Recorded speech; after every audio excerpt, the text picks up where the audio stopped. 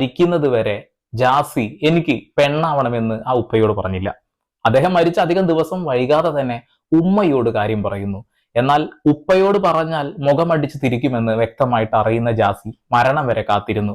അച്ഛൻ ചത്താ മതി കട്ടിലൊഴിഞ്ഞാ മതി എന്നൊരു പഴഞ്ചൊല്ലുണ്ട്. അതൊന്നും തമ്മിൽ കൂട്ടി വെക്കൊന്നും വേണ്ട, വെറുതെ ഇവിടെ കിടക്കട്ടെ. ഉമ്മയോട് പോയി കാര്യം പറയുന്നു. ഉമ്മയും സമ്മതിച്ചില്ല. എന്നാൽ പിന്നെ ഇവിടെ നിന്നാ ശരിയാവില്ല, നേരെ ദുബായിലോട്ട്. ദുബായിൽ പോകുന്നു. അവരുടെ ഇഷ്ടപ്രകാരമുള്ള ലൈഫ് അങ്ങ് അടിച്ചു പൊളിച്ച് ജീവിക്കുന്നു.